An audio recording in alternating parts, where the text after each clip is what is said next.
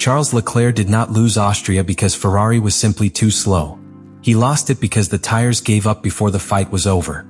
That is the part that should terrify every Ferrari fan. Leclerc started second. Hamilton started third. Ferrari had 2 cars inside the top 3, the kind of starting position that is supposed to create pressure, control, and a real chance at victory. But then the race began and the truth came out. The SF26 could look fast for 1 lap, but over a full Grand Prix, it started eating its own tires. Lap after lap, Leclerc's race was not destroyed by 1 crash, 1 mistake, or 1 dramatic failure. It was destroyed slowly. By overheating. By lost grip. By strategy options disappearing. By a Ferrari that forced its driver to choose between attacking now or surviving later. And here is the dangerous part. Ferrari already saw the warning on Friday. Leclerc had already admitted the team was losing too much time on the straights and was negatively surprised by its corner performance. So when the tires began to fade on Sunday, this was not a shock. It was confirmation. Austria may have exposed the weakness that turns Ferrari from a championship threat into a car that only works when the track is kind. And if Ferrari cannot fix this, Leclerc's disaster was not the end of the story. It was the warning of what comes next. Subscribe to the channel. Austria was supposed to be Ferrari's proof. Not just another race. Not just another weekend. Proof.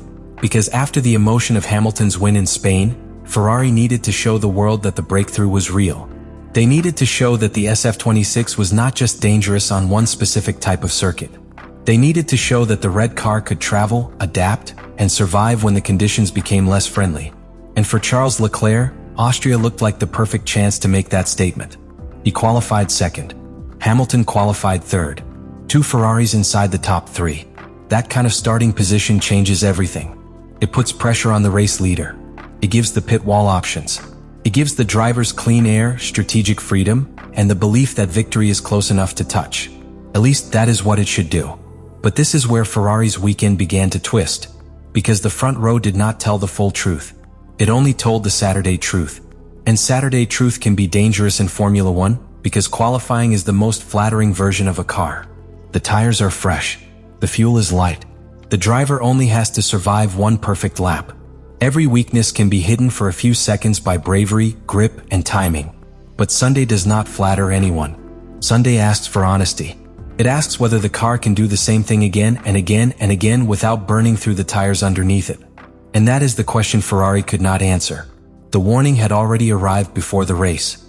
On Friday, Leclerc was not pretending everything was fine. He had already made it clear that Ferrari did not look very competitive, and the most worrying part was not only the straight line speed. Yes, the straights were a problem. At the Red Bull Ring, that matters enormously. The circuit may be short, but the straights are long enough to punish any car that carries too much drag or lacks enough efficiency. If you lose time there, you do not just lose lap time. You become vulnerable. You give rivals a chance to attack. You make every corner exit more important, because the car has to launch perfectly onto the next straight. But then came the more alarming detail. Leclerc said Ferrari was negatively surprised by its corner performance. That is the sentence that changes the entire story. Because if Ferrari loses on the straights, the corners are supposed to be the rescue. If the car cannot defend with top speed, it needs to bite into the corners, rotate cleanly, and give the driver confidence on exit. But Austria took away that comfort. Ferrari was not just losing time where it expected danger.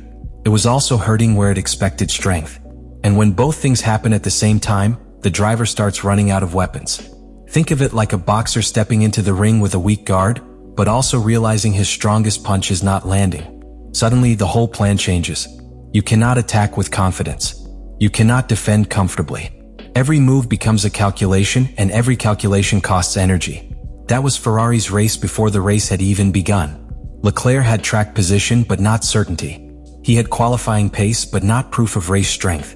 He had a front row start, but he also had a car that had already shown signs of eating its tires when the load became too high.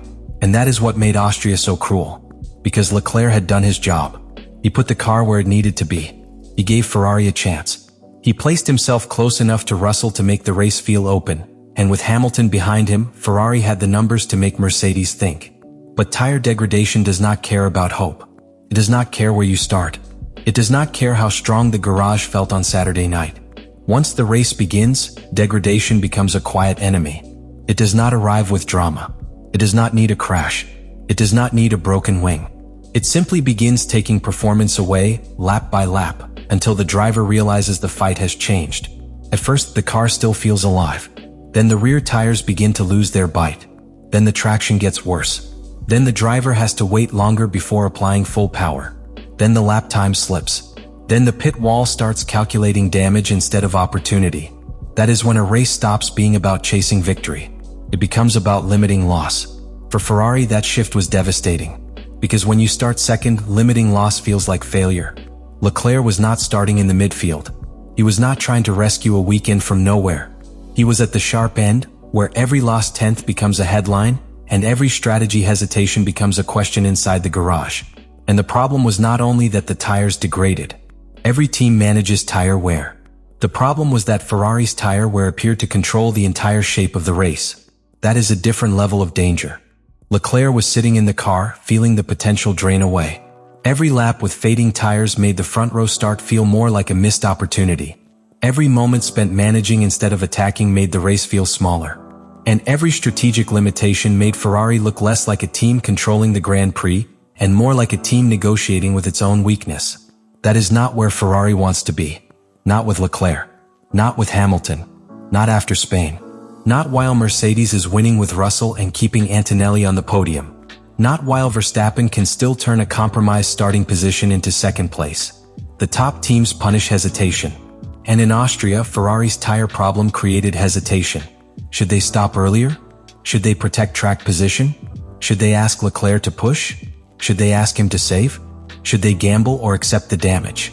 Every one of those questions exists because the tires were not giving Ferrari enough confidence.